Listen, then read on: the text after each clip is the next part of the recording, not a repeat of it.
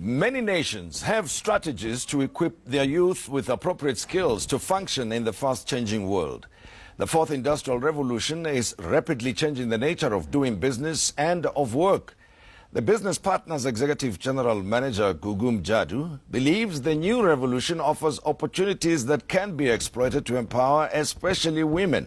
She joins us on the show to talk about the risks, the threats, and these opportunities. Gugu, pleasure to have you with us on the show. Thank you for having me. And we appreciate. Now, globally speaking, what are the trends in as far as the fourth industrial revolution goes in the workplace? What is going on? I think in the workplace we're seeing a lot of jobs, administrative jobs that are being taken over by technologies where you don't necessarily need people to do your filing. You don't need to necessarily have people interacting as much with your customers because you're using machine learning, you're using information technology to be able to have information and how you should be communicating with your customers. But also when you look at your customers, you're using this insight so that you're able to identify what do they want to buy, what do they usually look at when they are shopping, and therefore you are able to resell products that are related to those other products that they've bought before. You look at Amazon, those are companies that are able to use technology to resell to a customer, but also even with how they file and package their products, they don't necessarily need these huge warehouses where you have different shelves and shelves of products. They can put them anyhow because the robotics that comes with the fourth industrial revolution is able to be programmed, and it knows exactly where to find a certain products, and it comes to the customer. You look at Take a Lot recently, if you look at the sensors that they've set up, it goes to show that they are starting to apply the fourth industrial revolution technologies, because when you order a product and you say, I'm going to pick it up at Take a Lot, you get there, you give them your details, and the robots brings the product down to you as a customer. So it's not something that is still going to happen in South Africa. It's already happening anyway in other parts, all right, of business as well as work. Definitely, but there's still a lot of adoption that we need to apply in the country, particularly from our side. We look at small businesses. How can small businesses continue to compete internationally within the country? If you look at applying the technologies that come with the fourth industrial revolution, you look at farmers. How do you apply technology using drones to look at where to plant, what is the soil like, what is the quality, where is the water? You look at manufacturers. What is the cost of the product if you manufacture it the same way we've been doing it with old machines? And what is the cost? And can you compete with people who are already using technologies from the fourth industrial revolution? But in South Africa, I think we are automation averse to a large extent, and people still believe in labor. Whenever there's talk of automation, we know there are threats of strike action and also the threat of job losses. But there's nothing being done to reverse that. In other words, to get used to the fact that automation is what is going on, and there are many technologies that you've touched on that are going to be introduced anyway because they improve efficiencies. Then instead of equipping people with the appropriate skills, we complain. We don't do anything about it. I think the reality is, because labor is cheap in South Africa, cheaper than in other countries, the reality is it's easier to get stuck with, let me use the same technologies that I've been using.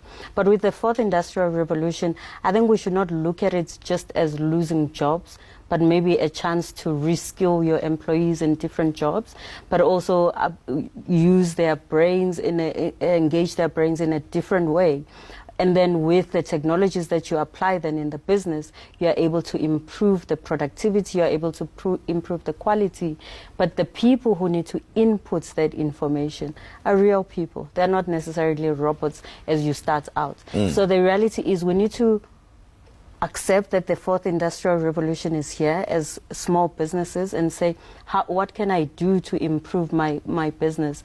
And is my business model really set up to respond to the challenges and opportunities that come with the fourth industrial revolution? Am I able to outsource certain things so that I'm able to improve my business? Because a lot of us want to hold on to everything that is being done in your business, whereas there could be somebody who's in the gig economy with a small like business that looks at technology, that doesn't necessarily have to be employed by your company, but that can be used by your company to improve how it does things. Well, let me shift focus a little bit and concentrate on women in particular, right? And we know, I mean, historically, women have been discriminated against in the workplace, not only in South Africa, but around the world. But the fourth industrial revolution offers smaller economies of the world an opportunity to leapfrog and grow. So the same thing applies in the case of women. Where are the opportunities, you think, for women? What should they be looking at if they want to leapfrog and earn more money than historically they would have? Yeah, I think the reality is women, we know that there's not a lot of representation of women in STEM, which is science, technology, engineering, and mathematics. But we need to make sure that at an early level, we should not be talking at schools about not getting women into STEM. We need to make sure that women get into STEM. But once women are in the workplace, they need to find a way to reskill themselves, look at doing some research in terms of what can I apply in my business, what can I apply to improve my skills as a working woman or as a woman running a business, so that I'm able to respond to the opportunities that are out there. The reality is that it's mostly men who are in STEM, and therefore women would have to work that much harder to get into STEM. But the reality is it is an opportunity, because it almost is leveling the playing field for women and men, because none of us know what's going to happen. And therefore we just all need to prepare ourselves and take advantage of whatever is coming. But look at other countries, because if you look at to the east, you look at the Singapores, you look at Koreas, you need to look at what are the opportunities that are already there and what can I use from those technologies and apply in South Africa. If you look at rural areas, which is a big passion of mine because I'm from a rural area, the reality is there's a lot of challenges in rural areas, access to water, access to infrastructure. If we give people in rural areas access to technology, that comes with the cell phones, smart cell phones, making sure that the cost of those goes down, making sure there is access to data, making sure that the data is cost effective, then we're able to have people in rural areas able to use data to identify the challenges in their communities and making sure that they come up with solutions for their communities without necessarily leaving to go to the big cities. Now, you mentioned something about the gig economy, and I read a report recently that this was expanding and growing at a faster rate, especially in East Africa. That, you know, people living even in the informal settlements of Nairobi, for instance, people would regard them as unemployed, but actually we're earning lots of money from other parts of the world. Can you expand a bit on the gig economy and the opportunities that you think exist there, where a local South African can be plugged in to this global gig economy? There's a lot of platforms, and we operate in Kenya actually as business partners. We provide business finance in Kenya as well. But there's a lot of opportunities in the gig economy. We always assume that you need to go to school, study, get a job. But the reality is not many employers are employing people, but they still need some of the services that used to be provided by full-time employees. And therefore they look at platforms like Fiverr, which are technology apps where you are able to link yourself and the services that you provide with different opportunities across the world. Because while we are sleeping in South Africa, people are up in New Zealand, and therefore the people in New Zealand could be, the people in South Africa could be using people in New Zealand, but it's the other way around as well when it comes to opportunities. So the reality is we need to encourage our young people, not necessarily to say, okay, there is a job, but that I need to find and it needs to be full-time. But we need to make sure that they are able to say, these are the skills I have, I can provide it to different small businesses, and therefore I'm setting myself up on an app where people can access my services. Well, we talk about high unemployment rate in South Africa, and the traditional jobs are going, right? And we know the primary sectors that provided such employment. Mining, for instance, even construction has gone down. Agriculture still employs people, but again, it's mechanizing. There's a lot of automation that you spoke about. from your experience in the South African market, where do you think opportunities exist? Which areas should young people in particular be looking at? I think we see, like being people who operate in the sector, we see still a lot of manufacturing. There is manufacturing. When we read the stats, it goes up and down. The manufacturing index indicates that there's growth and there's no growth, but there's still opportunities in manufacturing. Education is a big space for people who want to provide training opportunities for young people. So you can set up an education business. It can be online, it can be physical. So those are opportunities that are out there. Tourism remains an opportunity, and tourism, the nice thing about it is that barriers of entry are quite low. You don't have to necessarily have a B&B, but you can also use your house as Airbnb and set it up so that you can receive visitors.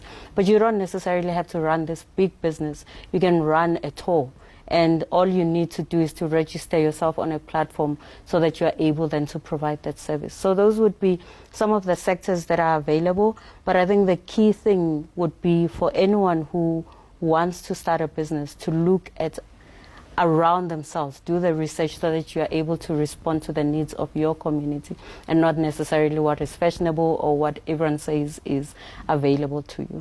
Well, I mean, when we talk about fourth industrial revolution, invariably we think more about the robotics side, yes, right?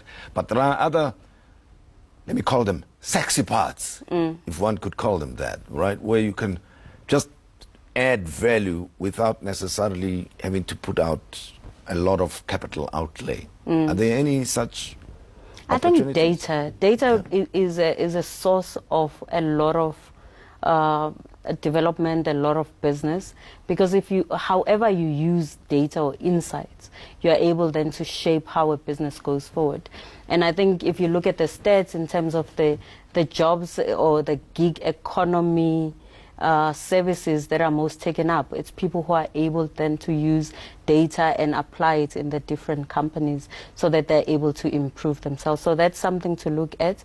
But I think a lot of apps remain something that we should be looking at. E-commerce might not be seen as this big thing in terms of fourth industrial revolution, but e-commerce presents a lot of opportunities for businesses, particularly in Africa, because that's where you're able to link people with products wherever they are located, because you can either deliver through courier service, but you can also use drones to deliver. Well, you should know, obviously, working with business partners and having insights of developments within the business sector, SME sector in particular. And we appreciate that you came to share your experience and your views with us on the show. Thank you much so appreciated. much Thank you very much. me. And that's Gugu Mjadu, who is the Executive General Manager responsible for marketing at Business Partners. And that's all we had for you. Thank you for joining the